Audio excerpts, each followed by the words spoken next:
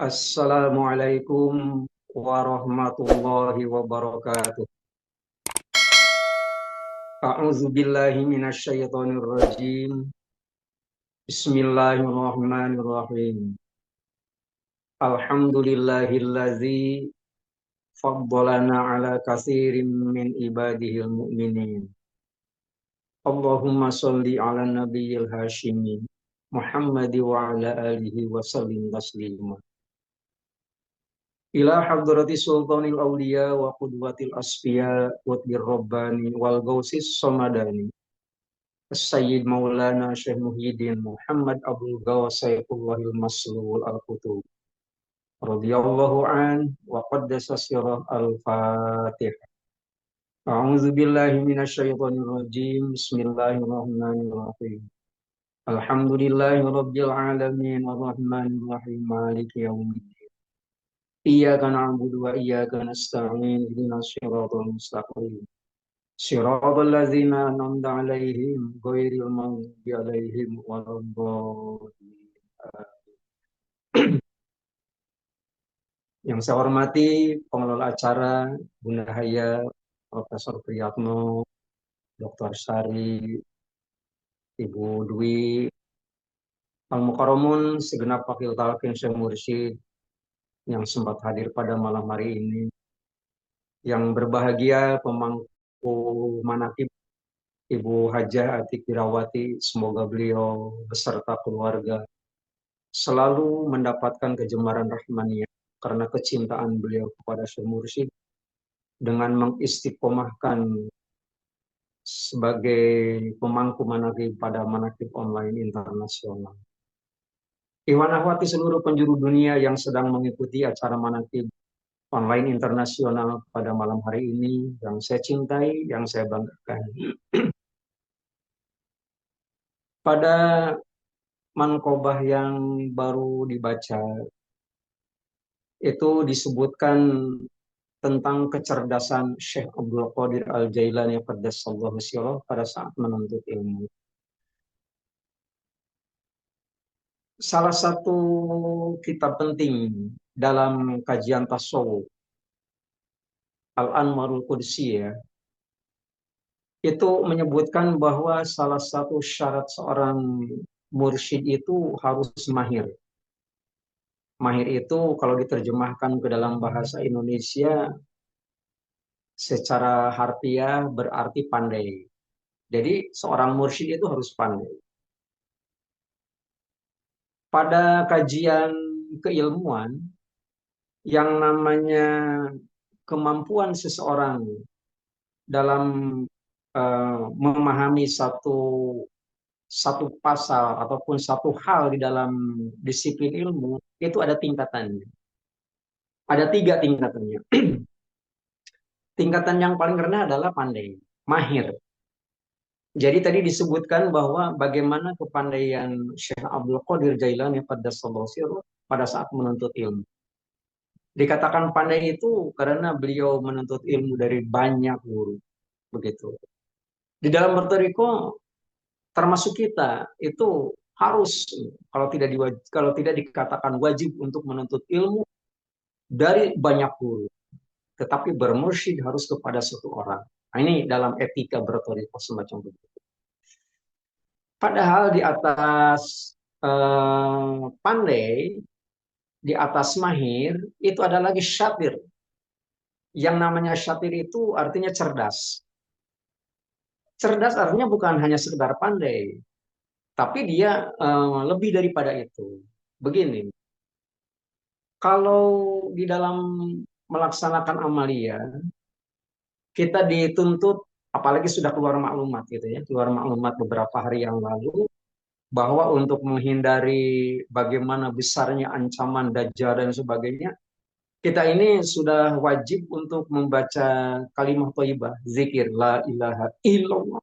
Itu 825 kali dalam sehari semalam.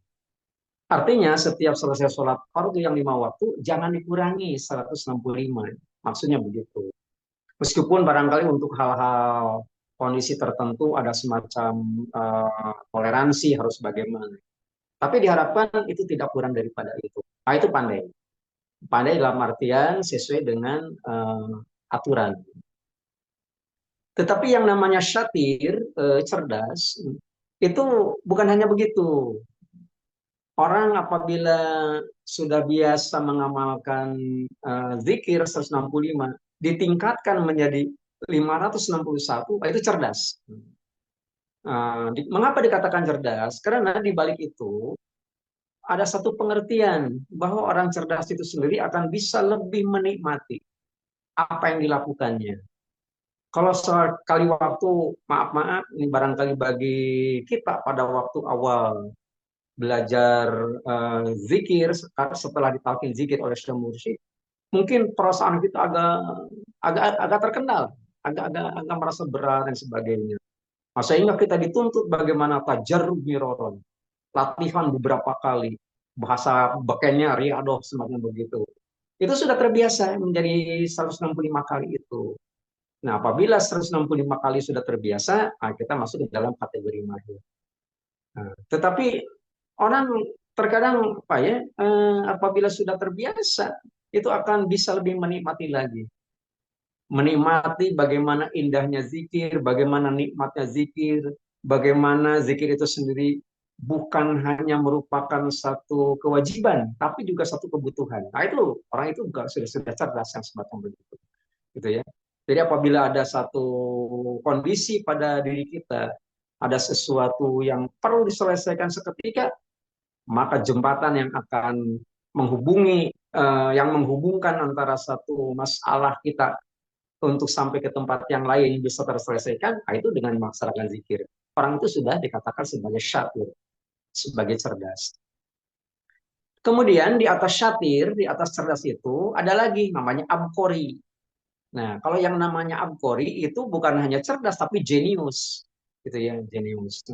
Kalau yang namanya jenius itu sendiri, mungkin bagi seorang yang sudah ditalkin zikir, mengamalkan zikir, jumlah itu sudah tidak jadi patokan. Artinya bukan harus segitu, tidak begitu. Tapi kan meskipun apa saya katakan tidak jadi patokan itu, artinya tidak mungkin akan dikurangi dari patokan minimal. Gitu. Tetapi dia itu sendiri justru akan apa sih melakukan hal-hal lain. Begini, jadi kalau apa sih kita melaksanakan zikir la ilaha illallah sekian ratus kali, itu kan sebenarnya bukan untuk dibicarakan, bukan untuk didiskusikan, tapi untuk diamalkan. Kita bangun pada waktu malam hari untuk melaksanakan sholat-sholat nawafil, sholat-sholat sunat. Itu sudah bukan apa ya, bukan untuk dibicarakan, tapi untuk diamalkan. Nah ini yang namanya abkor itu begitu, gitu ya, tinggal diamalkan saja gitu. Nah yang namanya abkor itu sendiri justru melihat apa sisi-sisi lain yang mungkin tercecer, mungkin kurang jadi perhatian kita selama ini dari bagaimana seorang mursyid itu sendiri memberikan bimbingan kepada kita. Nah ini termasuk dalam ampori. Saya ambil contoh, hal-hal yang sepele. Bukan hal-hal yang berat, hal-hal yang sepele. Hal yang sepele semacam begini. Bagaimana pengarsa Abbas sebagai mursyid itu berpakaian. Itu perlu untuk diduplikasi oleh kita. Dalam artian apa? Itu namanya robitoh yang begitu. Gitu ya. Apalagi pada waktu bulan sekarang, Rabiul Awal, robitoh itu sangat dibutuhkan. Jadi yang namanya robitoh itu sendiri, bagi orang yang abkori, yang nilainya jenius, itu melihat sisi-sisi yang tercecer. Gitu ya. Apabila kita mengikuti apa yang dicontohkan oleh pengarsa Abah, itu termasuk ke dalam bentuk robito. Contoh, setiap hari Kamis sore pengarsa Abah itu memotong kuku. Itu tuh coba kita ikutin. Nah kalau kita ikutin itu termasuk ke dalam kategori robito dan itu termasuk ampori. Nah, dan diatur lagi oleh pengarsa Abah kalau yang namanya memotong kuku. Pertama, apabila memang kukunya kuku jari tangan, maka tangan kanan terlebih dahulu yang harus dipotong kukunya. Dan dimulai daripada telunjuk. Setelah telunjuk, baru kelingking. Setelah kelingking, jari manis, jari tengah, baru yang terakhir adalah ibu jari. Nah, kalau bagian tangan kiri itu yang dipotong kukunya terlebih dahulu adalah kelingkingnya, kelingking, kemudian jari manis, jari tengah, telunjuk, baru ibu jari. Begitu juga dengan kaki. Apabila kita melakukan hal yang begitu, itu termasuk robito yang begitu. Nah, untuk kategori abkori, karena yang lain itu sudah merupakan kewajiban kita, kalau itu nggak usah dikomongin lagi. Yang itu kan mulai dari ring 1 sampai ring 4 kan itu semua itu kewajiban gitu ya. Semacam zikir jahar, zikir hobi, kemudian khotaman, kemudian manakiban, kemudian sholat-sholat sunat, nah, itu nggak usah dibicarakan, lagi tinggal dilaksanakan yang begitu. Nah ini yang tercecer ini masuk ke dalam kategori jenius orang apabila memang mau melakukannya. Hal-hal lain diantaranya adalah semacam begini. Maaf ini mungkin terlampau pribadi gitu ya. Nah, tapi ini masuk ke dalam kategori Kobito gitu ya. Apa kesenangannya apa sih? Kesenangan maaf, maaf. Makannya saja. Kalau kalau kita menyaksikan, mungkin di antara kita punya pengalaman masing-masing bersama dengan pengusaha apa. Eh, Abah minumnya apa? Abah makannya apa? Abah makannya bagaimana? Kadarnya kira-kira banyaknya sebagaimana? Itu apabila kita ikutin itu termasuk ke dalam abhor gitu. Semacam begitu. Itu Robito yang begitu, jangan diabaikan gitu ya. Termasuk maaf nih kalau abah ke Bandung, abah kalau masuk rumah makan yang mana dan sebagainya, itu kita ikutin semacam begitu termasuk ke dalam kategori Robito. Robito dalam nilai abhor. Nah, mengapa begitu? Nah, ini kan sesuai dengan eh, wahyu Allah Subhanahu wa taala. Wahyu Allah Subhanahu wa taala yang merupakan apa ya? Apa namanya? Bentuk kewajiban kita sebenarnya untuk mengikuti akhlak yang dicontohkan oleh Rasulullah Shallallahu alaihi wasallam. Karena apa? Karena Al-Qur'an nyuruhnya begitu. Ya, Al-Qalam ayat 4 kan begitu. Wa innaka la'ala khuluqin adzim. Sesungguhnya kaum Muhammad mempunyai akhlak yang mulia. Nah, itu kan akhlaknya akhlak Nabi Muhammad SAW. Nah, apalagi pada bulan Rabiul Awal itu kan disebutkan juga gitu ya. Nah, Tuan Syekh Abdul Qadir Jailani mewarisi akhlaknya akhlak siapa, keberanian siapa, hilimnya dan sebagainya. Itu dibicarakan yang demikian. Nah, ini untuk hal-hal yang semacam begitu, ternyata kalau kita melihat ini apa adanya gitu. Tahun 70-an kan ada satu buku ya, ada satu buku yang sangat terkenal dan itu sudah diterjemahkan ke dalam bahasa Indonesia. 100 tokoh yang paling berpengaruh di dunia. Ditulis oleh seorang uh, peneliti bernama Michael Hart. Michael Hart kan berkebangsaan Kanada, agamanya Katolik. Karena sebagai seorang ilmuwan itu harus menjunjung tinggi ilmu gitu ya, harus mengabaikan semua yang terkait dengan yang bukan yang tidak terkait dengan ilmu, termasuk agama gitu ya. Dalam artian dia penganut apa itu tidak usah dikedepankan, tapi yang penting adalah fakta di lapangan bagaimana. Nah, dia menginventarisir banyak orang-orang yang paling berpengaruh di dunia. Dari sekian banyak dia menghimpun 100 tokoh. Ternyata berdasarkan Michael Hart, ternyata orang yang paling berpengaruh di dunia nomor satu adalah Nabi Muhammad Shallallahu Alaihi Wasallam. Gitu ya. Kita bisa membayangkan gitu ya. Nabi Muhammad ditetapkan oleh seorang ilmuwan itu sebagai tokoh yang paling berpengaruh di dunia. Gitu ya. Ini tidak sembarangan, gitu ya. Tidak kalau kalau berdasarkan apa? Berdasarkan Al-Qur'an, berdasarkan kajian-kajian keislaman mungkin nggak terlalu aneh. Nah, sementara nomor 2 itu diduduki oleh Isaac Newton, penemu penemu sinar. Dan Nabi Isa itu pada urutan yang ketiga, pada buku itu. Uh, Michael Hart itu ternyata memberikan alasan. Mengapa Nabi Muhammad SAW itu ditetapkan sebagai orang yang paling berpengaruh di dunia nomor satu, gitu ya? Ternyata alasannya sederhana.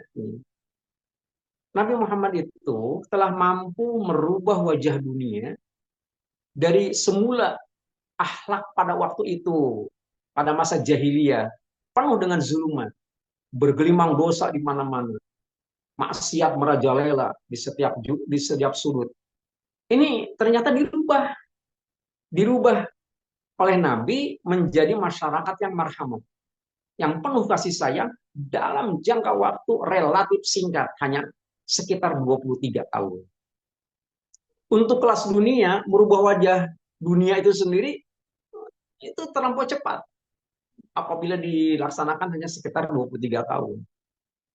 Nabi Nuh alaihissalam saja itu merubah bagaimana eh, masyarakat pada waktu itu sudah harus beribadah kepada Allah Subhanahu wa taala, itu memerlukan waktu 950 tahun. Lama sekali. Tapi Nabi Muhammad hanya 23 tahun. Nah, itu hanya itu alasan yang disampaikan. Yang disampaikan oleh siapa? Oleh Michael Hart itu sendiri. Dia tidak menyebutkan apa yang dilakukan oleh Nabi. Ya, sampai waktu yang begitu singkat ternyata bisa menyelesaikan persoalan hidup. Nah, ini yang perlu untuk kita ketahui. Perlu untuk kita ketahui dan perlu untuk kita jadikan paling tidak sebagai parameter kita ini sudah sampai di mana. Ikhwan amat rahimakumullah. Pada waktu Nabi Muhammad SAW menerima perintah pertama dari Allah Subhanahu wa taala, Iqra bismi rabbik. Bacalah dengan asma Allah. Itu pada waktu itu orang-orang Arab jahiliyah itu lagi gandrung untuk memuja-muja dewa. Memuja dewa. Ada Lata, ada Uzza, ada Manat. Gitu kan di dalam Al-Quran surat An-Najm. Ada 3 dewa yang dinyatakan sebagai dedengkot semacam begitu. Dan setiap orang Arab jahiliyah, apabila ternyata memang mau bepergian kemanapun, termasuk hanya sekedar ke warung, itu harus pamit dulu. Pamit kepada dewa, kemudian membaca syair-syair. Syair-syair Arab yang ditempelkan pada dinding Ka'bah. Itu kebiasaan yang semacam begitu. Nah, begitu datang wahyu yang pertama, Iqra bismi rabbik, dirubah oleh Nabi Muhammad SAW. Jadi langkah pertama keberhasilan seseorang dalam hal ini adalah Nabi Muhammad SAW untuk bisa merubah wajah dunia, yang dilakukan adalah merubah sumber bacaan. Nah, jadi asal masyarakat pada waktu itu gandrung untuk memuja-muja dewa dengan syair-syair jahiliyah semacam begitu, itu dirubah dengan membaca Al-Quran Karim. Nah, Al-Quran itu sendiri kan yang pertama kan perintah untuk apa? Untuk menuntut ilmu. Iqra bismi rabbik. Begitu. Nah ini apabila itu yang dilakukan oleh kita zaman sekarang, itu kan sekarang sumber bacaan begitu banyak, ya, tak terhitung. Eh, Kalau dulu waktu kita masih kanak-kanak, mungkin kita orang tua kita masih mengalami kesulitan mencari ilmu. Ini anak ini, maksudnya kita, ini mau dimasukkan ke sekolah mana? Itu waktu itu termasuk ke dalam kategori sulit. Kalau sekarang itu bukan sulit mencari ilmu. Yang paling sulit sekarang adalah memilah-milah ilmu. Karena ilmu datang dengan sendirinya, bisa masuk ke dalam kamar tidur sekalipun, lewat internet dan sebagainya. Apabila kita tidak ada punya filter, ini bisa jadi merupakan satu terobosan yang sangat berbahaya. Begitu. Karena bisa saja orang itu menjadikan apa yang ia baca itu menjadi sumber hukum, semacam begitu. Nah ini ternyata Nabi Muhammad merubah sumber bacaan. Apabila ternyata memang sumber bacaan pokok yang dibaca oleh kita semua adalah berbentuk Al-Quran Karim, bukan hal yang mustahil gitu ya, maka kita pun akan mampu merubah wajah dunia. Makanya terobosan-terobosan yang dilakukan oleh pengusaha sebagai mursyid kita itu melebihi daripada langkah siapapun. Abah mengeluarkan maklumat harus begini-begini, ternyata di belakang hari ternyata memang itu persoalan yang harus diselesaikan oleh kita semua. Dan kita tidak menafikan ya, itu memang yang dilakukan. Memangnya kenapa? Karena apa itu sendiri sebagai mursyid itu diberitahu apa yang bakal terjadi dan sebagainya. Tapi jangan dilupakan bahwa surat Al-Alaq yang memerintahkan kita untuk belajar, kita diperintahkan untuk membaca, jangan lupa lihat ujung akhirnya, gitu ya. Ujung bagian akhir daripada apa? Daripada surat Al-Alaq, daripada kewajiban kita membaca itu sendiri, ada kalimat wasjud waqtari. Dua perintah Allah Subhanahu wa taala. Kedua-duanya menggunakan kalimat fi'il madhi. Kalimat fi'il amr. Kata kerja bentuk perintah. Wasjud. Sujudlah. Waqtarib. Muraqabahlah kamu kepada Allah Subhanahu wa taala. Jadi ilmu apapun yang kita pelajari, yang kita miliki, kayaknya nggak banyak-banyak amat manfaatnya kalau ujungnya kita tidak bersujud kepada Allah Subhanahu wa taala. Apabila kita tidak beribadah kepada Allah Subhanahu wa taala. Nah, ini yang dijadikan patokan bagi kita, mengapa yang mulia penguasa Abah bukan hanya sebagai mahir tapi syatir tapi juga sebagai ampori, gitu ya. Begitu piawai bagaimana mengarahkan murid-muridnya, mengarahkan kita semua untuk melakukan hal-hal yang terbaik. Dengan cara demikian, maka kita pun sebenarnya akan masuk ke dalam golongan orang-orang yang diharapkan akan tetap mampu bersujud dan muraqabah kepada Allah Subhanahu wa taala. Kalau sujud mungkin dikatakan sebagai apa ya? Eh, Salah satu tantangan Nabi pada waktu itu. Tantangan Nabi sebab kan apabila melakukan satu amaliyah ibadah itu sendiri kan godaannya begitu banyak. Banyak yang nggak suka. Yang nggak suka bisa jadi datang daripada keluarga kita, gitu ya. Waktu itu kan yang tidak senang kepada Nabi Muhammad SAW adalah Abu Jahal. Sampai-sampai Abu Jahal kan sesumbar. Abu Jahal sesumbar kepada CS-nya gitu ya. Dia nanya, Abu Jahal nanya kepada siapa? Kepada teman-temannya. Kalian masih melihat Muhammad masih menempelkan dahi pada tanah, maksudnya sujud begini. Dijawab oleh teman-temannya, ya aku masih melihat begitu. Kemudian dia sesumbar. Demi Lata dan Uzza, apabila dia masih melakukan yang demikian, akan aku injak lehernya dan aku benamkan ke dalam tanah.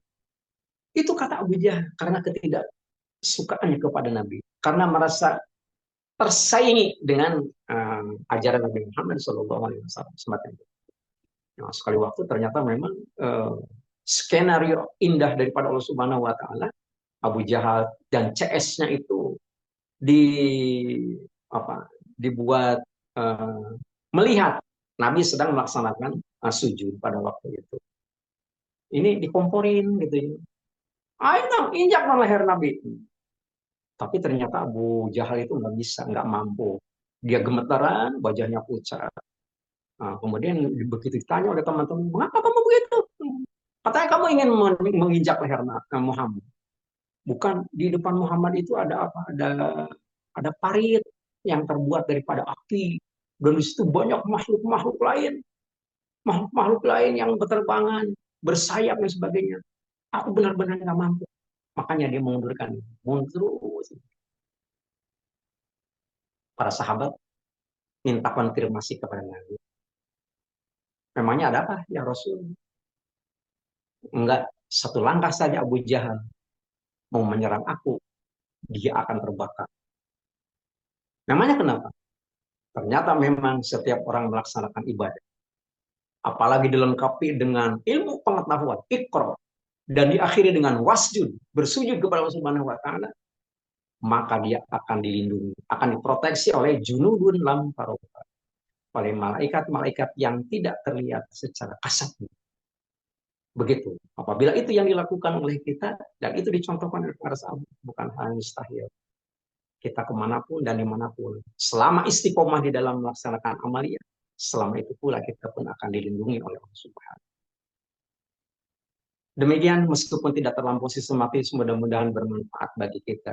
Paling tidak kita bisa tahu apa yang harus kita lakukan dan apa yang harus tidak kita lakukan agar hari ini bisa lebih baik daripada kemarin. Mengamini doa paten pengarsa Abah sebagai mursyid kita, Allah berkahi semuanya, Allah berkahi segalanya, Allah berkahi selamanya dengan karamah guru agung yang mulia pengarsa Abah Awas radhiyallahu an wa qaddasa sirah. Al-Fatihah. A'udzubillahi minasyaitonirrajim. Bismillahirrahmanirrahim. Alhamdulillahirabbil alamin arrahmanir rahim maliki yaumiddin. Iyyaka na'budu wa iyyaka nasta'in shiratal mustaqim. Shiratal ladzina an'amta 'alaihim ghairil maghdubi 'alaihim waladdallin. Sekian kurang lebihnya mohon maaf. Wassalamualaikum warahmatullahi wabarakatuh.